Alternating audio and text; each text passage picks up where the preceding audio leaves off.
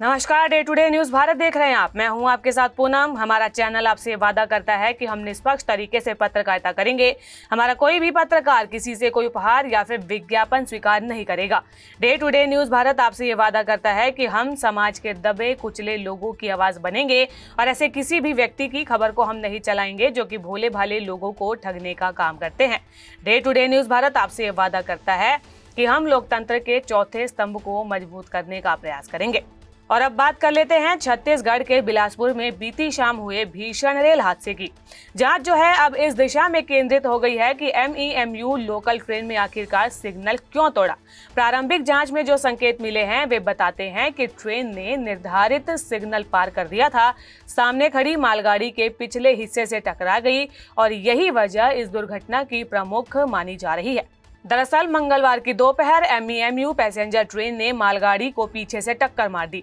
ये हादसा बिलासपुर स्टेशन के पास शाम करीब 4 बजे हुआ। इस टक्कर में 6 यात्रियों की मौत तो शुरुआत में बताई जा रही है, जबकि ये आंकड़ा जो है बढ़ गया था, जिसमें 11 यात्रियों के मौत की ये खबर सामने आई। कई लोग जो है इसमें घायल हो गए। टक्कर इतनी भीषण थी कि पैसेंजर ट्रेन का एक कोच मालगाड़ी के ऊपर चढ़ गया।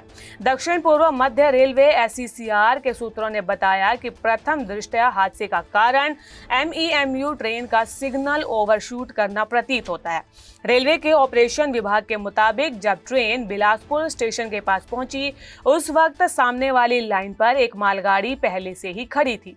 MEMU ट्रेन का चालक संभवतः सिग्नल पर रुक नहीं सका और ट्रेन सीधे मालगाड़ी से जा टकराई। जांच टीम अब ये पता लगाने की कोशिश कर रही है कि सिग्नल ओवरशूट होने के पीछे तकनीकी खामी थी या मानवीय गलती थी।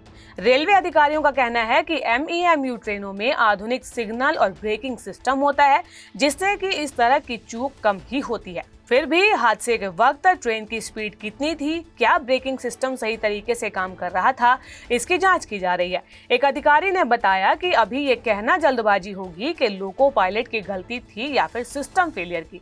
हादसे का विश्लेषण किया जा रहा है। टक्कर के बाद बिलासपुर स्टेशन यार्ड में अफरा तफरी मच गई।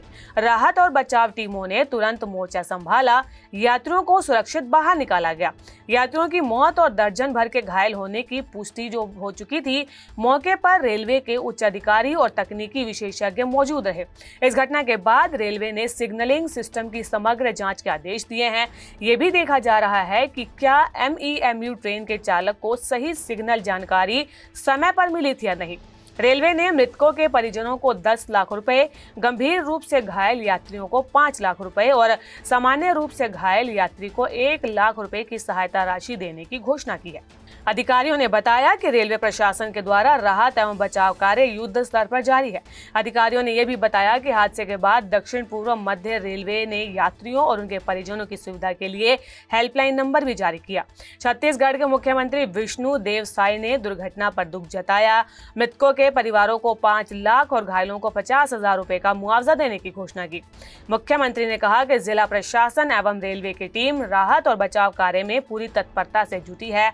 एक घायल महिला यात्री की अगर माने तो ट्रेन जो है तेज रफ्तार में चल रही थी, तभी अचानक मालगाड़ी से टकरा गई। उन्होंने बताया कि इससे पहले वे कुछ समझ पाते क्या हुआ, लोग चिल्लाने लगे, मदद के लिए पुकारने लगे। रेल हादसे का बड़ा असर रेल यातायात पर पड़ा। इस हादसे के बाद कई ट्रेनें प्रभावित हुई। ट्रेनें कई घंटों की देरी से चल रही है, जिसकी वजह से यात्रियों को भारी दिक्कतों का सामना भी करना पड़ा। मंगलवार की देर रात तक यहां पर रेस्क्यू ऑपरेशन चलता रहा। रेल लाइन की भी मरम्मत का काम चलता रहा। ऐसे में इस रूट पर चलने वाली कई ट्रेनें प्रभावित हुई। Azad Hind express, Porbandar express, Howrah mail सहित कई गाड़ियां निर्धारित समय से 5 घंटा तक देरी से चल रही हैं। हावड़ा मेल सुबह 5 की जगह दोपहर 12 बजे है। बिलासपुर रेलवे स्टेशन पर पहुंच रही हैं। ट्रेनें देर होने से यात्री भी परेशान होते रहे। रेल हादसे को लेकर रेलवे प्रशासन जांच पड़ताल तो कर ही रहा है, लेकिन सबसे बड़ा सवाल तो रेल विभाग पर खड़ा होता है। हमारे केंद्रीय रेल मंत्री अश्विनी वैष्णव रेलवे की सुरक्षा को लेकर दावे तो बड़े बड़े करते हैं। वे कहते हैं कि हमने एक ऐसा सिस्टम इजाद किया है कि अगर एक्सीडेंट होने वाला हो तो पहले ही ब्रेक लग जाएगा। लेकिन जब ऐसा नहीं हो पाता है और तस्वीरें जब एक्सीडेंट के सामने आती है तो सवाल खड़े होते हैं। और इससे भी बड़ी बात तो ये है कि हम अपने देश में हाई स्पीड ट्रेनें चलाने की बात करते हैं, हैं, रेलवे को अपग्रेड करने की बात करते हैं, लेकिन जो आपकी सेमी स्पीड की ट्रेनें हैं उन्हीं का संचालन ठीक से नहीं हो पा रहा है। इससे पहले हमने 2-3 साल पहले उड़ीसा के बालासोर में हुए एक ट्रेन हादसे को भी देखा था, जिसमें कि 3 गाड़ियां आपस में टकरा गई थी और सैकड़ों लोग जो है इसमें जान गंवाई थी। हमारे केंद्रीय रेल मंत्री अश्विनी वैष्णव, जिन्हें कि विपक्ष रेल मंत्री कहकर घेरता है, अब इस पर रेल मंत्री की ओर से क्या बयान आता है और आगे सुरक्षा को लेकर किस तरीके के कदम उठाए जाते हैं, ये देखने वाली बात होगी। देश और दुनिया से जुड़ी बड़ी खबरें आपके लिए लेकर आते रहेंगे। जुड़े रहिए day to day news Bharat के साथ और चैनल को लाइक, शेयर और सब्सक्राइब करना बिल्कुल भी ना भूलें। नमस्कार।